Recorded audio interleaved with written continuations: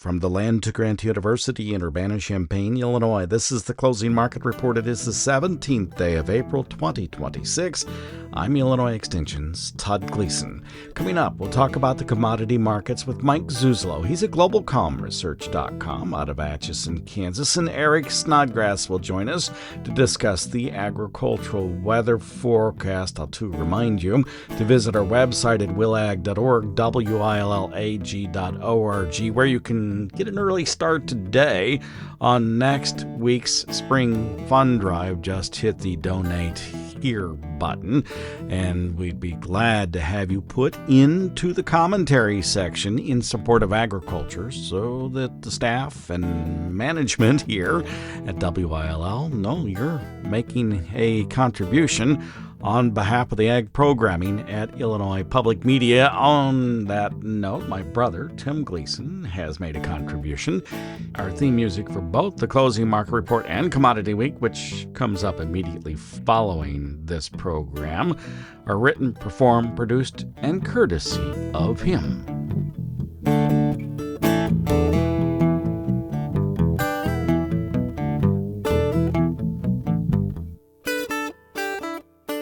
Before we get started, meteorologist Andrew Pritchard has an update of some possible severe weather for the evening in the local area. After a warm and windy Friday afternoon, scattered to widespread thunderstorms are expected to develop to the west across Missouri and Iowa, along and ahead of an approaching cold front. These storms may organize into lines or clusters as they move east into and across central Illinois later this evening into the overnight, with the risk of scattered severe weather impacts. Damaging wind gusts over 70 miles per hour and isolated tornadoes are the primary hazards expected with tonight's storms as they move through the area between 8 p.m. and midnight. The cold front will clear the area tonight, bringing cooler temps and quieter weather for the weekend. 1, 2, 3, 4. For Illinois Public Media News, I'm meteorologist Andrew Pritchard. And I'm University of Illinois Extension's Todd Gleason. Chicago corn today settled at $4.4875, up 1/4 cent.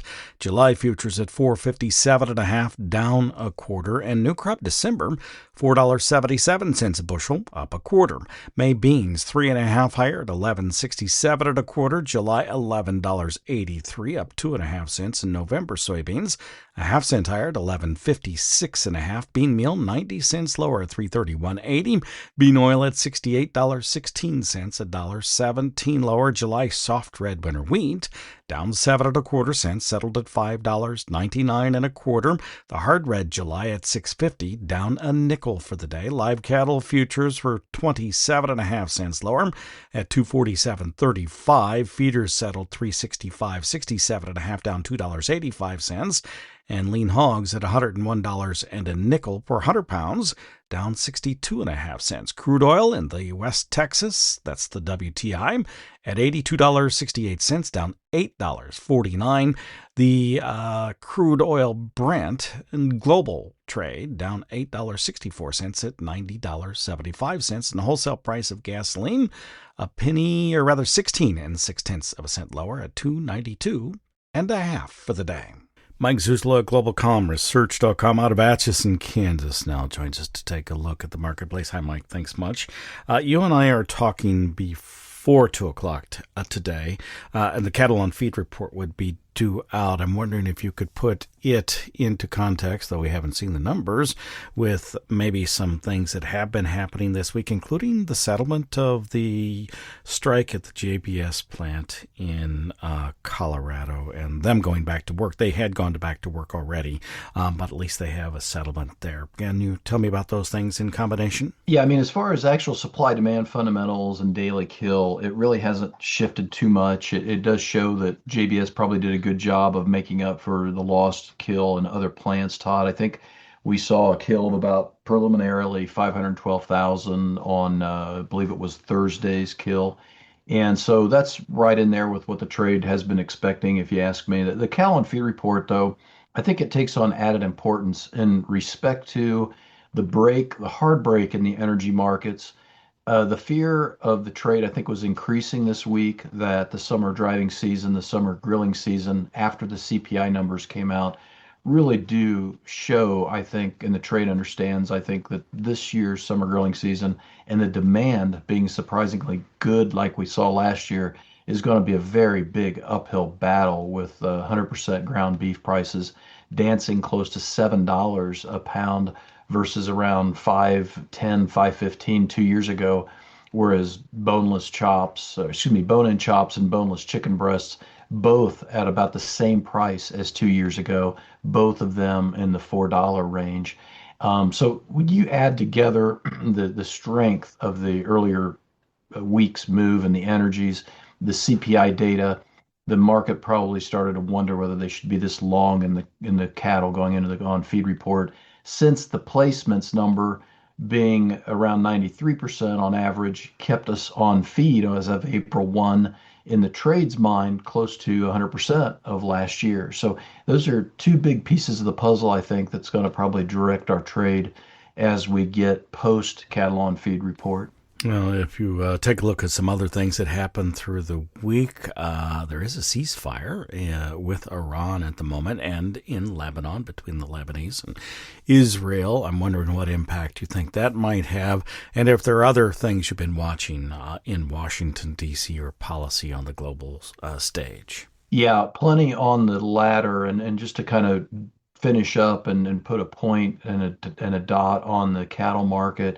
heading into next week. If we have lower energy prices coming and the peak in the diesel and unleaded prices is here because of the ceasefire, and you don't get a bearish cattle on feed report, and the USMCA starts to get negotiated as of starting this weekend. Rumors out of Latin America, news sources out of Latin America that I've been watching are suggesting that the screwworm issue is going to be talked about. The USMEF has been talking about getting the border open back up, coming from the CEO being done with an interview in a Latin American periodical. I think that, quite frankly, kind of sunk the cattle market as we closed out Thursday's trade and kept us on very much on the defensive in feeders going into Friday's close and the cattle on feed report. So my point being, depending on what the cattle on feed report says, you've got a couple big reasons if the USMCA doesn't say anything or the negotiations don't say anything about opening the border. A couple of good reasons for short covering. As to the other things, in a very brief amount of time, we just have to simply watch to see if last week's lows in the grains are going to be taken out next week. In other words, what we are going to put in this week is a base building week, in my opinion, and we should not be able to go back and take out last week's lows, because even if we've lost the energy bull, we've gotten the dollar bear back, we've gotten the gold bull back, and we've gotten a weather bull established in the wheat market. So I'd like to see this carry on through next week by the close. We'll follow up with some of those things in a moment. USMCA, for those who've been listening, United States, Mexico, Canada trade agreement, replace the North American Trade Agreement, or NAFTA, and USMEF stands for United States Meat Export Federation. That's who the CEO was that you were talking about. Now, when you look into next week, it sounds like you have a much more positive view of this marketplace. Well, I think it's one of those things where, for me, in the economic analysis, and the U of I people that are so much more brilliant and do so much better work than I do, and the rest of the land-grant universities, because I have to deal in the markets in the here and now too. It just really seems to me that we have a spillover effect, a domino effect in the energy side of the equation, Todd, that is just now starting to get appreciated in the energy-intensive commodities. And if the energy prices are done going up, then the Fed should not need to raise interest rates, and that should beat the dollar back down and stimulate commodity investment again.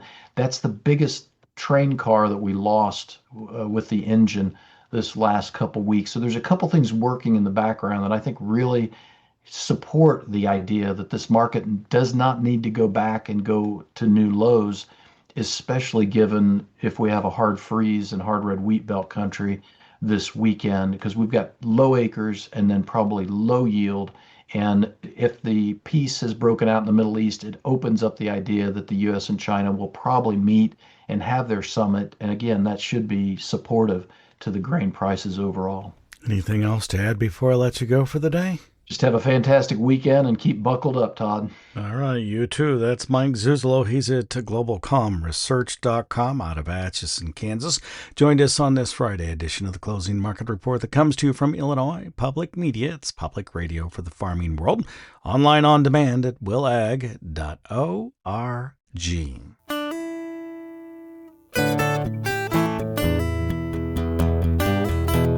On this Friday, let's check in with Eric Snodgrass at Nutrient Ag Solutions in Daggerville to see what the weather forecast is like for the growing regions across the planet.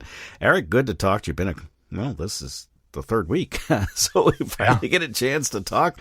It's been a while, and there's been quite a bit of severe weather around. Can you recap some of that for me first, please? Oh, yeah. So here's the setup. We've had this massive intrusion of the Bermuda High into the southeast. So there is mega drought in the southeast, but it has focused all of the heaviest rains from Texas to the Great Lakes. And if you go look at the precipitation statistics, the Great Lakes are right now having their wettest spring on record. Meanwhile, in the southeast and in Kansas and then in Oklahoma and parts of Texas, then getting up into Nebraska, Colorado, they're also having a highly anomalous precipitation pattern, but they're dry. So in the middle is all this really, really wet weather, and a ton of it has been severe weather. We set a new state record in Illinois for hail size. We've just had a lot of severe weather, and we're in for more of it right now. And it's just got a lot of people worried, like, is this the way that this upcoming season is going to go, or are we just in for repeated severe weather events, and what are they going to do to the growing season? You've been traveling a lot through the winter months. You always do. Is there anything that people have been asking or that have been talking about that you have made note of? Yeah, so I'd like to say something that I hope I'm clear on. I understand that discourse on a radio show right now with the public is not how we can maybe get to the heart of some of the issues, Todd. But I've been asked, and I was just asked again yesterday at an event I was at, if the government's controlling all of this, if the government's sending all the severe weather and the nasty hailstorm and all. And I'm going to say just a couple things. One, that's given a lot of credit to our government, right? Right. Like, we can't get certain things right, but boy, we can control the weather. But that's beside the point. The reality is we can't. And you have no idea how bad I wish we could control the weather. We tried this during the Vietnam War. It was one of the largest government attempted manipulations of weather in history, and it was called Operation Popeye, 1968 to 1972. Instead of trying to shut down that northern border in Vietnam, so the Viet Cong could not continue to go back and forth between there and communist China, we wanted to stop dropping napalm and instead wanted to flood out the Viet Cong supply trail. So in 1968 to 1972, let's see here, 50,000 different attempts at manipulating the weather through cloud seeding were undertaken, and they were found to have no effect. In fact, 4 out of the 5 years, it was drier than average rather than wetter. So what I'm telling you, I'm just bringing this up to make one thing very clear. To someone who studies this, right, who studies how this all works, if you'd like to manipulate weather, you have to do it on the size, scale, and order of magnitude of producing enough energy that you're going to be the equivalent of the sun. That's what's only driving all of this. Okay, so all that set aside, what made all the severe weather up north? Well, we've had wide open access to heat. We've had open access to unstable air, and it's been focused because the Bermuda High has been so dominant. You said, well, why is it dominant? Well, we've had an El Niño building, which means all the effort has been going into the Pacific, allowing the Bermuda High to expand into the southeast. So, we can point to scientifically reasonable reasons, that make sense on what's going on. And it's just not done, Todd. There's a nasty, nasty line of storms that's going to come toward us late tonight into early tomorrow morning. It's a big area of enhanced risk that's to our west over the Mississippi River. And it's coming again. So there's more in store. But I just want to be very transparent and clear that I promise you our government is not manipulating this. And we'll leave it at that. Okay. That's severe weather that you mentioned. Yeah. Who needs to be concerned and where? All of us, everybody that's listening to you right now, unless they're picking this up on the internet and they're somewhere outside of the country. But this is going to stretch from Wisconsin all the way down to Oklahoma, and it's going to move from the west to the east. I think it'll be coming over the river late this afternoon up by the Quad Cities, Dubuque, that area, and then down by St. Louis. I'm expecting it to be after 6 or 7 o'clock tonight. And then it's going to press east toward us, bringing in some very heavy rain. And then behind it, Todd, some really, really cold weather. I mean, if you've not looked at the temperatures on Sunday, we're getting pretty chilly again, and there's even frost risk in the mix for us going forward. Oh, tell me more about that. Yeah, this is what's troubling. We've had so much warm weather as of late, but with this next big push, we're going to drop some really cold air that's going to come out of Canada and come through the area, taking us again down to a frost. I don't know if it's going to be as far south, maybe like down where Matt Bennett farms down in southern Illinois. He may get by without a frost event. But I think central to northern Illinois, we are going to see some cooler conditions down there in the low to mid 30s. And to be honest, early May even looks a little cool for us as well. Normally, if we're trying to get a crop established, we want it to just crank on heat early. Well, all of our heat was really early this year, and now we're getting a little bit more of a kind of a flux in the temperatures. Oh, by the way, Todd, just something popped in my head. Earlier this week, I also got another question about how windy the spring has been. Mm-hmm. And it's not as windy as last spring. That was the all-time record setter for Illinois going back almost 50 years. But this is a top 10 windiest March into early April that we've had. So I looked back at the statistics, and man, has it been windy these last few springs. Wow. You mentioned May. Do you have a forecast for that month? I do. With some of the cooler weather coming in May, we are actually expecting in early May to have some more wide open windows to get the crop put in. So if we can get by without having too much cool weather that it stops us, it should be a nice open time period to get a crop established. It is not going to last long. There's a lot of indications as this El Niño continues to rage and develop that we're going to go back over stormier and wetter, but there are windows opening up in the forecast, even one right away after this front comes through tomorrow or tonight into tomorrow. So I'm starting to see that. I'm also seeing rain coming back into the plains and into the southeast as well, which has been so very dry. I know May's far enough out that's difficult. Anything for summer? Well, I mean, I have 10 different models predicting El Niño, and 8 of them are predicting a very strong El Niño. Some of them are predicting the strongest El Niño on record. So we're all trying to balance what that's going to look like. And I'll tell you this, if I'm growing corn in Illinois, I'm going with what the government just put out yesterday. They have us, I am, they have us as a cool summer. Not hot, not 2009 cool or 2014 cool, but a cooler summer, not hot, and decent rain. The European model is a bit warmer and a bit stormier. And the newest model run by what's called the National Multi-Model Ensemble has actually got us pinned down for drier. So Todd, if you're unaware of what I just said, our models right now are predicting everything is a possibility for summer. Did you get that? They're all over the place. Nothing is clear. But I would just tell you some years. So here they are. Think about 2015, 1997, 1991, 1982, and 1972, if anybody was farming back then that's listening to us. Those are also years that built in big El Niño events like the one that we're about to see, and they could be decent analogs. And for the most part, those years were not disastrous years for yields across much of the Midwest. Hey, by the way, those who think that the government is controlling the weather just didn't hear anything you said except you're going with what the government said for this summer. I know, Todd. And I know I may have a little sarcasm in my voice and a little bit of but I guess the reason why when I get asked those questions about this, it's something that I've studied and tried to figure out. And by the way, you have no idea how bad I wish we could control the weather. Do you understand? Like there would be end of drought. It would be incredible if we could control it. But unfortunately, it's too many orders of magnitude too large of a system for us to have an effect on it to control individual weather systems day to day. And so I just say all that because a lot of folks have been worried about it. Maybe they've gone down a rabbit hole on social media and it's been feeding them that stuff. But the reality is we can't. And I just wanted to bring that up today. We'll check with you about the randomness of weather again next week. Thank you much. I appreciate it. You bet, Todd. Thank you.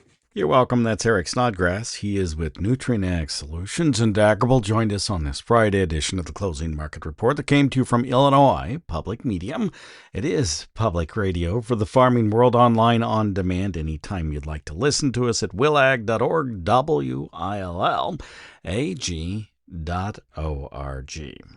Now, if you can stay with us for the whole of the hour, you'll hear all of our Commodity Week program that's coming up next. If not, you can hear it online right now. Where at, of course, willag.org, or you can search out Commodity Week, for that matter, the Closing Market Report by name, and listen to them on demand on your favorite podcast applications too, places like Apple and YouTube video, as well as Spotify, and so many more, including the NPR One app.